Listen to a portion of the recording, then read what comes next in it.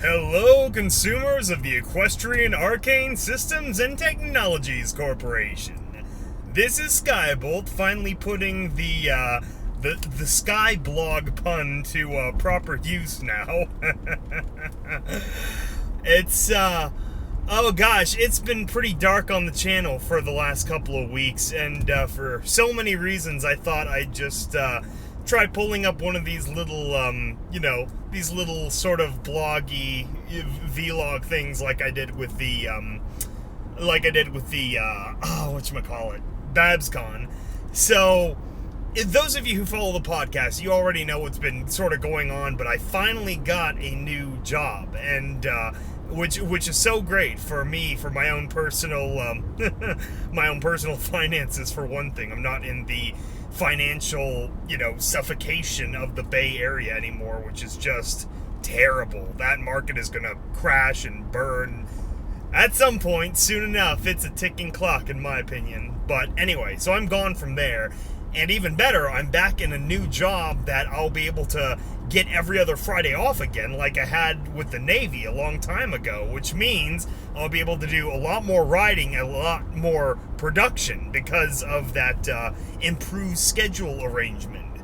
And so, anyway, so because of that, I'm going through a lot of, basically, contractors are setting up my new place for a lot of different things that we needed them to address, and I'm sort of living with friends right now, so my computer's in boxes, and I've only got essentially my phone, which is why this is the only way I'm going to be able to reach out to the channel for a little bit.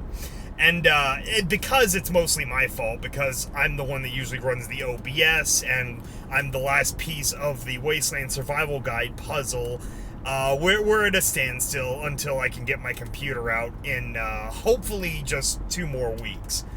So I thought, to fill in the gaps, I'd do a little, blog like this, because honestly, I've been anxious as hell. I've been missing doing production and channel stuff, and it's just been driving me crazy fighting with contractors and trying to get stuff moving again. So, yeah, so I'm doing a little one-on-one here. Anyway, and so, we have a lot of exciting stuff coming up, though. Of course, even though I'm stuck sort of doing nothing right now, everyone else has been super busy. They've been working hard on Terminal Secrets Episode 4. We're getting more Wasteland Survival Guides recorded, and a few other things that have been moving along that I think are going to be pretty special as they come along.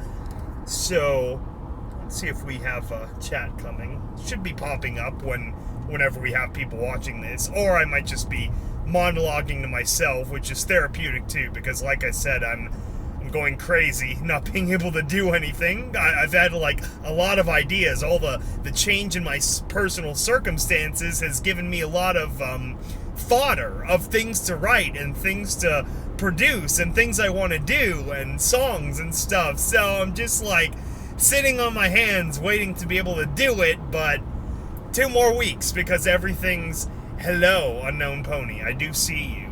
Senpai notices. Yes, and also I'm going to mention Bethesda, my reaction to the Bethesda conference from 2 days ago, or yesterday, or whatever. So, anyway, I was honestly pretty underwhelmed. I sort of expected that, VR would be the thing. So they're talking Fallout VR, and I'll be honest, I don't know VR at all. I've never tried VR. I don't know how the process works as far as, what level of intricacy your goggle headset goes with the Kinect, and what level, you use a controller or something. So I don't know how you're supposed to play a whole game that way, but they're really pushing it, because they're going to roll out with the Fallout VR, and I think a Skyrim VR at some point, and then the Doom VR, or VFR, because it's got to be, it's got to be virtual fucking reality. So, that should be fun. But, I don't know. I don't know if it's going to be enough for me to want to buy it, especially if it's a full price for the game, $70 or $60 or whatever, because I've already got Fallout 4. And besides, Now, on top of that, if we want any more real Fallout 4, we gotta pay the shekels, the Bethesda shekels, which is paid mods, or at least everything is pointing to the fact that it's paid mods, like they tried back with Steam, 2 years ago, and everyone hated and backlashed them into submission. But no, we're gonna roll it out because, Bethesda, they've got the first past the post on consoles with console mods. So yeah, we're gonna roll out this again. Just the whole feel of the conference really pissed me off. First of all, Todd Howard wasn't there, which everyone can draw their own conclusions. The official story is that his kid had a middle school graduation, which that could be true. Or he could have been hiding, knowing that there would be a backlash, because there's no more Fallout DLC, which is bullshit, because A, the 3 Wasteland workshops do not count. Simple fan mods did way more than any of those workshops did. And then, frickin' Automatron was not a full DLC by any means. Like, I'm pretty sure you get more gameplay experience out of the frickin', Courier's caravan pack from New Vegas that just, it was just a bonus. It wasn't DLC at all. Same as Automatron. Yes, I know it's a poor connection. I'm in the frickin' boonies because I work in end of the world kind of facility again, which is great. Don't worry, the connection will be back soon. I'm just gonna keep ranting, and whatever you hear, enjoy. So, yeah, paid mods, and so apparently that's the big gambit, is no, you don't get more DLC, you get Far Harbor, which was the one good one, and then Nuka World, which was really meh. There's a lot of things they should have done better with Nuka World. And the first thing was, make it so there are more ways that your companions are okay with it. Because by that point in the game, you're probably hooked up with one of them. And, I don't know, all the characters seem to hate the Raiders. Like, just like in the real world, everyone hates the Raiders. Just kidding. Anyway, I had Curie when I was playing through most of it on my original playthrough, and of course she's like, "Oh no, monsieur, you cannot team up with the Raiders. They are awful." And so I'm stuck doing nothing but like collecting crap in Disneyland. Getting all these digital cards to try to unlock that XO1 space armor in the Tomorrowland, and I couldn't even do that. I couldn't find the last, 3. So I'm having all these, PTSD war flashbacks all over again because the one achievement I could not finish in Fallout 3 was the damn collecting all of the ingots in the pit. I could not find a last set of 3 anywhere, and I tried that mission so many times. I think 5 full playthroughs, following videos on YouTube and etc., trying to get those damn ingots, and I couldn't find the last set of 3, and I've still never gotten over that. I've got every other Fallout 3 achievement except for that. So, not being able to get all these data chips to get the damn XO1 armor, that pissed me off and gave me flashbacks. And otherwise, Nuka World, it just felt underwhelming. Again, even though you had a new location, it's like it wasn't fully explored. It felt lacking in many different ways. So, okay, so what I'm leading into is the entire conference was Nuka World themed, or Bethesda Land, as they said it. But I mean, it's the 50s cartooniness and the little slideshows and the presentations. So the whole presentation had that undertone of 1 second. Woo! Barely made that turn. So the whole presentation just had that feel of, that last DLC that shouldn't have been the last DLC, that was also kind of a letdown after the one good DLC of Nuka World. So that's how it kicked off. And, that's my theory of why Todd Howard didn't show up, among other things. So the Nuka World themed everything, and it's just like, I don't know, the whole presentation, like the Xbox presentation or Microsoft, was much ado about nothing. It was like, oh, such a big presentation, but no content, no filler, it's like it's almost like a Hollywood blockbuster now, like a Transformers movie where it's pure spectacle and no substance. It's like eating a really bad candy bar where it's all sugar, it's just a brick of sugar and corn syrup and there's nothing inside but impending diabetes. So that's Bethesda. It is a brick of corn sugar and syrup, sugar and corn syrup that will give you diabetes eventually, because you're gonna keep eating it because it's like junk food. You just keep going back for more, even though your brain and your body tells you it's not good for you. So that's how the Bethesda thing kicked off, and half the games I don't really play. I mean, Dishonored looked interesting. I like the idea of it and the story, but I just never played it. So that did nothing for me. Evil Within, I've heard mixed things. Like, a lot of people say that the first game sucked. The story seemed interesting from what I read from the Wikipedia article, but then the second one that they premiered, I don't know what to make of it either. Like, the whole trailer seems like their development team is like, hey, you know how Westworld was really popular and they kind of did the whole, the robot milk thing from Fallout 4 they stole from us? Let's steal it back and then use it for this trailer for this, our mindfuck horror game series. And so that was the Evil Within 2 trailer. I'm like, okay, that's cool. I hope that does something for people like that game. It doesn't do anything for me. Yeah, and so, Doom VR, Quake World Championship, if you're into that sort of thing. And then really the only thing they actually had to show off was, and then Prey highlights, and then was Wolfenstein 2, which, great, okay, and the new Colossus, a new Wolfenstein game. That's fine, I guess. It was a pretty clunky trailer, I'm gonna give it though, because one thing I loved about the old Wolfenstein was that initial, I'm not sure if it was the initial reveal trailer, it was that trailer with House of the Rising Sun, but it was the German, polka, the Nein Berlin rewrite. I loved that. It was such a cool presentation and such a great, introduction to that rebirth of Wolfenstein. And this trailer wasn't that. No, this trailer was mixed messages. It was very, I want to say ham-fisted, and also there was that whole bit in the middle where it kind of looks like that the revolutionaries that you're teaming up with are communists, which is really ironic considering the fact that, yeah, let's trade Nazis, which are bad, for communists, which are worse by leaps and bounds, by 10 times more dead people and 10 times more failed states and failed economies.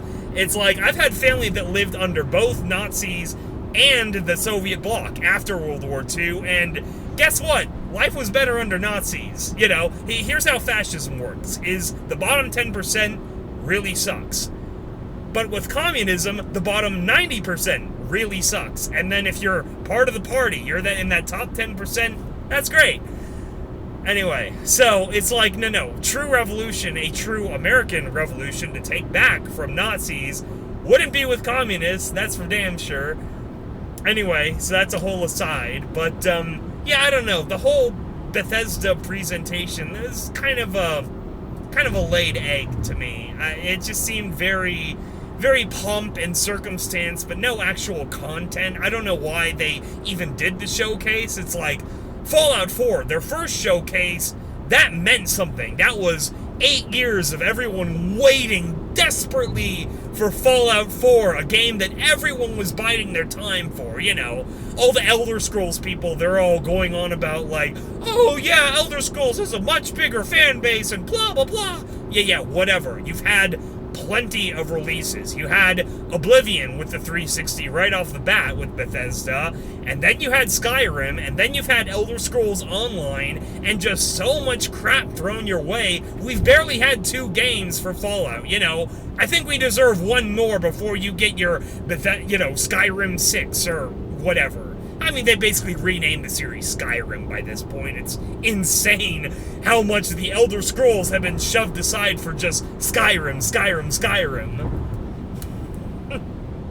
You see, it's been too long since we've done a podcast, so now I'm all in the mood of doing a podcast. And this is sort of the best format where it's just me being able to rant, because then I'm not accidentally interrupting anyone. I can just yell about things.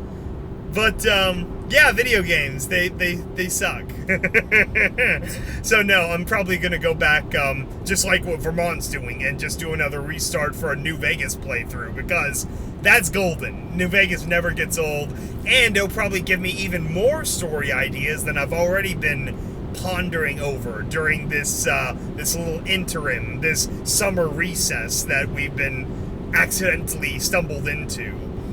But at the very least, I can promise you that once I am settled in, and once hopefully my new schedule sticks, that's going to be great. I'm going to have more free time. We're going to get a bunch of stuff rolling again, and hopefully July, August, September are just like December and January were for us, which is just a nice big major content surge. I'm going to do my damnedest to make that happen, but we'll see. Either way, it'll be much better once I'm settled in, so it should be a lot more fun for everyone involved. Let's see, what else has been going on? Yeah, so that was a Bethesda.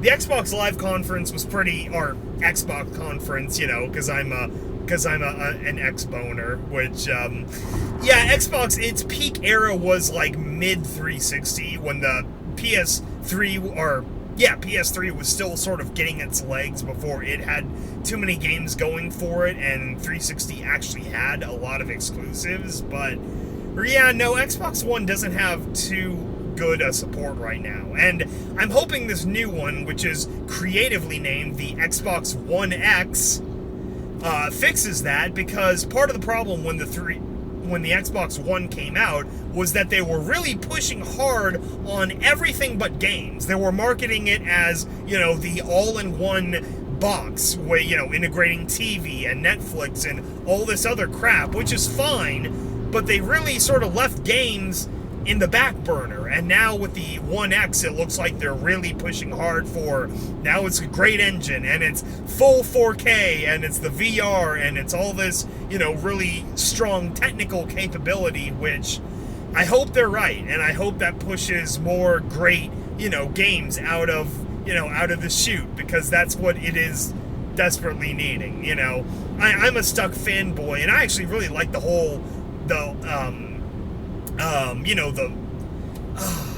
UI, the interface for the Xbox One. Like, that's sort of my main thing. Now that I'm, you know, just bachelor living alone and whatever, I walk in the door and I yell at it to turn on, and that's kind of great. I actually do like the whole Kinect voice commands thing. It's pretty useful.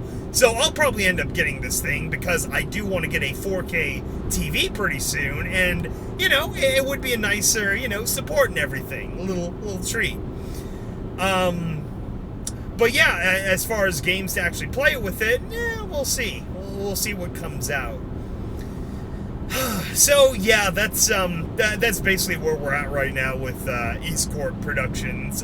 Just sort of stuck in the ether of you know, floating. And like I said, everyone else, they're doing great. They're working hard, and we are so close for Confession 6. I'm gonna do my damnedest to have it out by the end of July, ideally, and also Confession 7 is almost done, and so hopefully I'll have the Confession 7 auditions out pretty soon. So any men out there who would want to audition, it's gonna be a fun one. I think it's gonna be a fun episode, and yeah, and we'll keep going from there. We're approaching the end of Terminal Secrets and Confessions, and we'll see what happens after that. We have a few big final stories to tell for those series, and then the world is our oyster.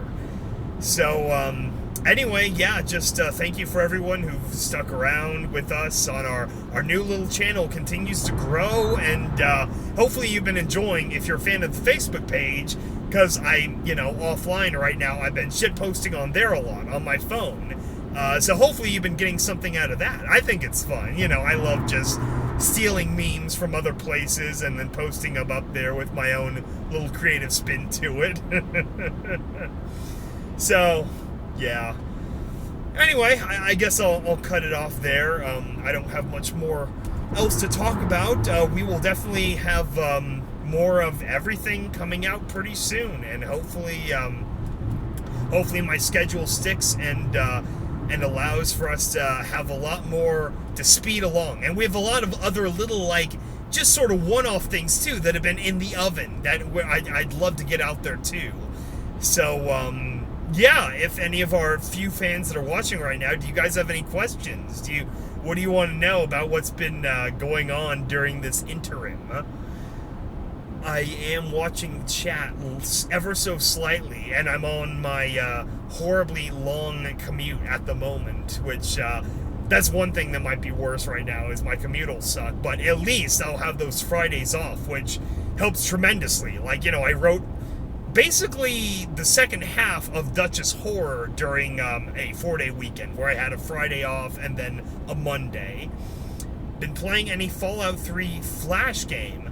No, I'm not sure what the Flash game is. Well, I think I've seen the Flash game, but I don't think I've actually played much of it. So, I do have to try that when I get back to things. And, yeah, get my computer unpacked again, because that's been forever. And, my Xbox is packed up too, so I've just been anxious, it's been a headache just yelling at contractors and stuff, getting them moving. A lore question. Yes, you may go ahead and ask away lore questions. Getting my stupid house set up and basically the last of those things done. How large is the explosion of a balefire bomb, and how similar is it to Fallout nuclear bombs in terms of yield? That is an interesting question. It's in terms of Fallout lore, and I believe this is pretty official. In the Fallout universe, there actually weren't too many hydrogen bombs that they used. Most of them were conventional atomic fission-type bombs with uranium or plutonium. And part of the reason for that is that's, obviously the driver of Fallout, of actual radiation and decaying fissile materials, because a hydrogen bomb basically uses the fissile material as a trigger mechanism, and it kicks off a fusion type explosion, which is 1,000 times more powerful, and it's all boom, but there's really no decay, there's really no fallout from a hydrogen bomb. It's just all explosion and carnage and just megatons after megatons, like the Russian Tsar Bomba. But the maximum fallout of a bomb like that would be like a cobalt type bomb, where it's built to be a dirty bomb, and it's essentially made so that as much nuclear material is spread as possible, whereas most bombs, it's just the nuclear material is the means to an end.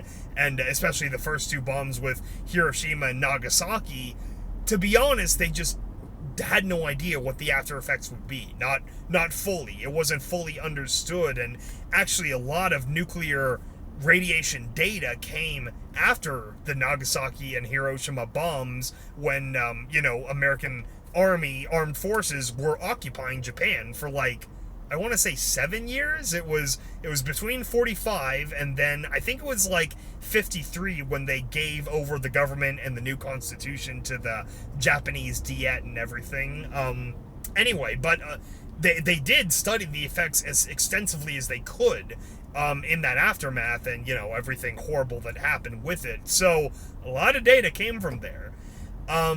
In terms of the Fallout Equestria universe, The mega spells are sort of a different thing because there's a lot of different kinds of mega spells. You've got the, you've got like the tower type where Celestia was going to fire her, sun mega spell experiment, which in my mind is like the pony equivalent of like an orbital death ray, or like the orbital, I think there was a Russian program where basically they were going to put a lot of nuclear bombs in orbit in just this circling, like the, Interplay logo, just, orbiting the Earth, and then in the event of a nuclear war, they would just, like, trigger a simple command in just a broad spectrum satellite transmission, and they would just deorbit when they were over, a US thing, or, a NATO thing, like, the UK or Western Europe. So that was a plan, but then I think it was the 1960 or 1967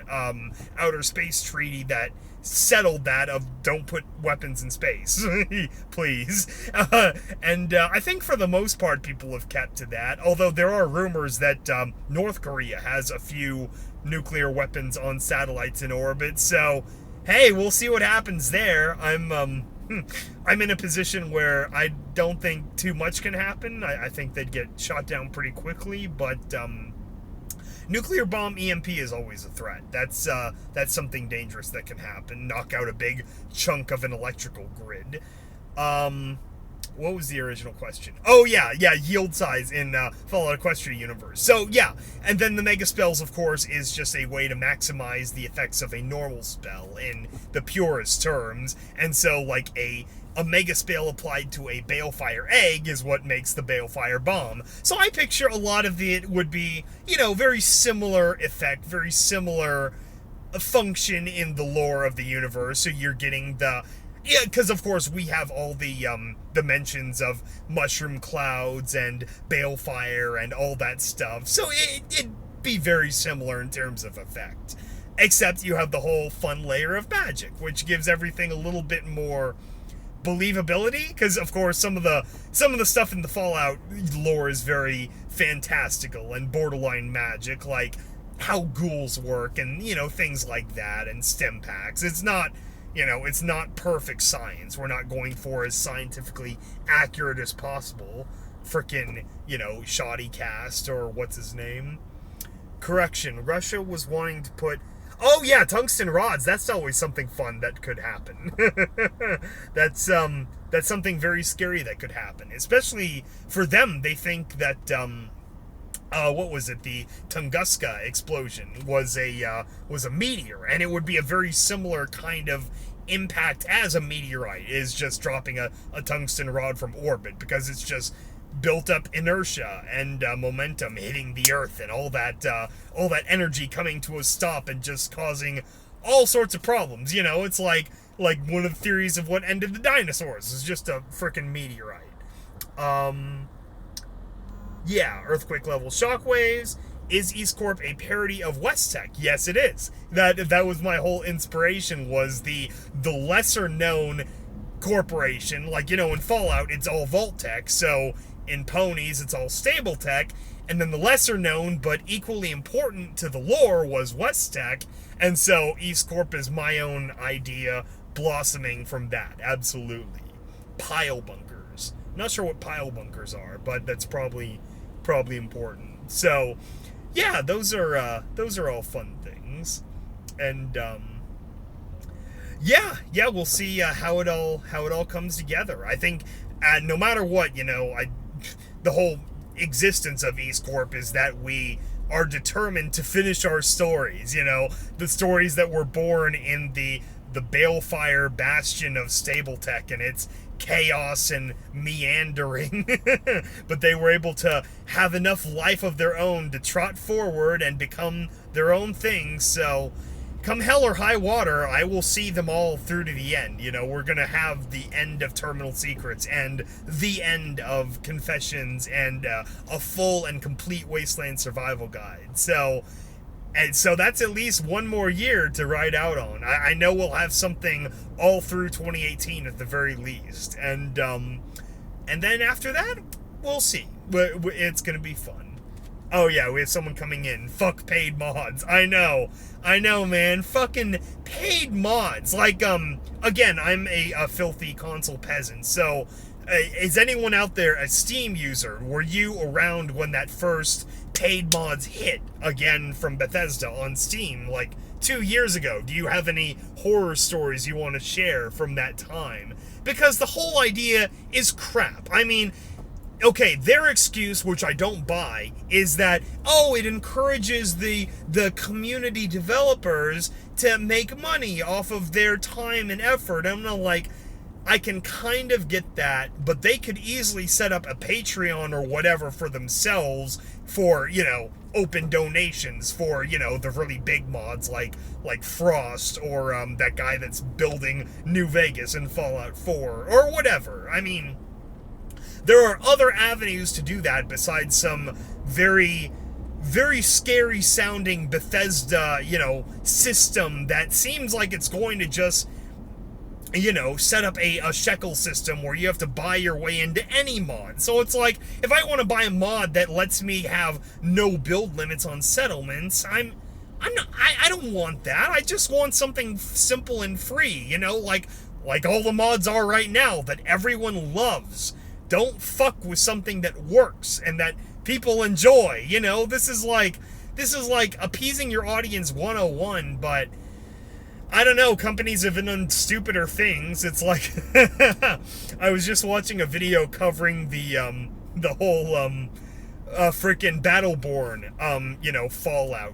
Sorry, the Battleborn, descent from when it's initially released to immediately diving down into obscurity. And, I guess a lot of people thought that was karma for the whole event of Aliens Colonial Marines, and I wouldn't put it, put it past that. I think that would be, there was a certain amount of dramatic irony to that happening.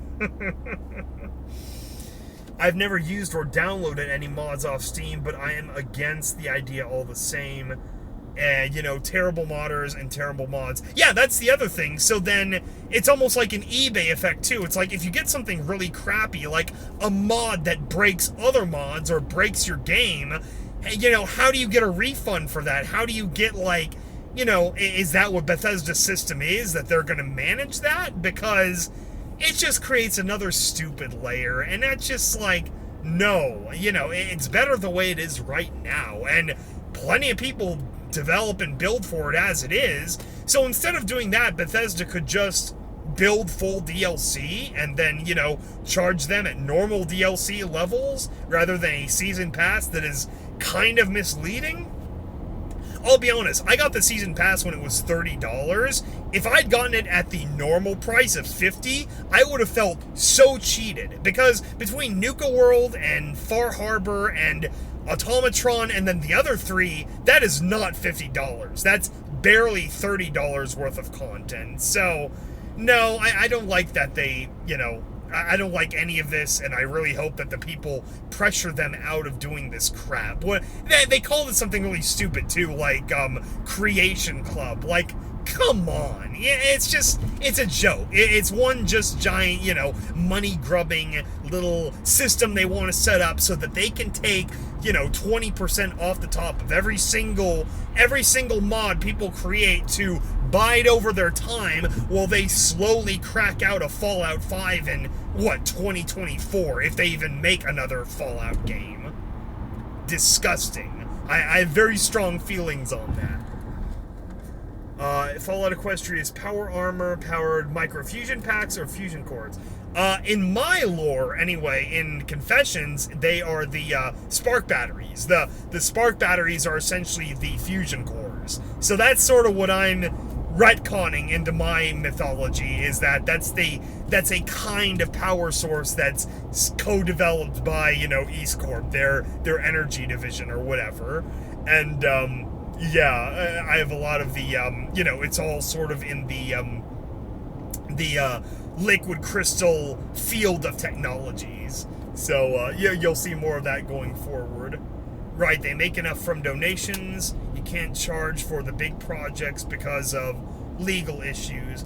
Yeah, that would be the one The one good justification I could see is that this would essentially allow people to like build their own Fallout game within the engine. You know, use the what is it? The GEC, the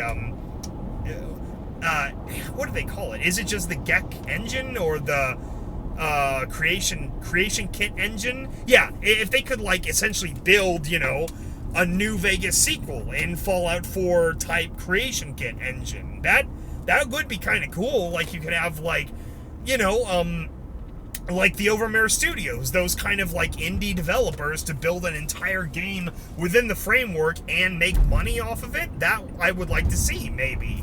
That would be something cool. But very simple mods, which is what they advertise, like just, you know, new kinds of armor or a new weapon skin or new weapon period. That's not like, you know, I'm not going to drop pennies in microtransactions for crap like that. I don't like that. So we'll see how it works out. Obviously, they had some plan going into this big showcase, but we'll see what actually develops after the people start responding and we start hearing more details out of them. Is the Force Evolutionary Virus going to make an appearance? I think part of the idea was the IMP, the impaled or the Metamorphosis potion that Twilight and the whole Ministry of Arcane Science cook up. That's essentially their FEV, if I understand the, you know, the K-Cat mythology right. I think that's how that worked. But, you know, we might have our own different little variants and versions of stuff down the road. That's essentially what the Duchess Horror backstory is, that it was an early version of the IMP that they were basically shipping by train to store or like dump somewhere, and that's when that crashed and caused the explosion and mixed with the dark magic, and then you got the Duchess Horror. That's sort of the backstory for that. What would you think if Fallout changed its art style to more Borderlands? I'm not personally a fan of cell shading. I think it's a little bit too cartoony for my taste. Fallout, I feel like, has just the right amount of, you know, wild wasteland sort of cartoony feel. Borderlands to me, and that whole, like, you know, the game, what is that company, Gearbox, I think it's a little bit too much. It's a little bit too obnoxious. I think that's the right word. It's a little bit too obnoxious with their humor style. And now if it were just the Fallout 4 writers, but like a Borderlands skin, that might be a neat mod, you know, something you could turn on and off. But in terms of leading Fallout like style, I'm still partial to what, you know, the way it is. Again, maybe that's just the nostalgia or the, you know, I don't like things that are different answer, but that's probably my answer. Skyrim ponification. It'll take off if done correctly. Hey, that's great. I mean, you know, Fallout Equestria became this massive, insane thing through KCAT. So, no, my encouragement is always just make it and see what happens. You know, do it ultimately for your own pleasure. Any kind of creative endeavor, make sure you enjoy writing it, even if not too many people listen or read into it. Do it for your own pleasure first, but, you know, if it takes off, you know, best of luck to you. I hope for the best. You know, obviously we're hoping for that for our own projects, that collectively our East Corp might be the new Project Horizons, you know, the next like major sub fandom within the Fallout Equestria universe. So we'll see what happens. We're hoping we can at least get a few more of those fans now that Project Horizons ended and we're still halfway through all our stories. So we'll see what happens. But anyway, I am actually approaching home finally, so I will probably cut this off. But yeah, hopefully you guys enjoyed this little just interstitial SkyBlog, because I felt bad that it's sort of my situation that's holding up some more videos from coming out. But as soon as I'm settled in, it'll be the floodgates. Hopefully we'll be able to get a ton of stuff out pretty quickly here and get this train a moving again. So anyway, we love you guys, and we will talk to you all later.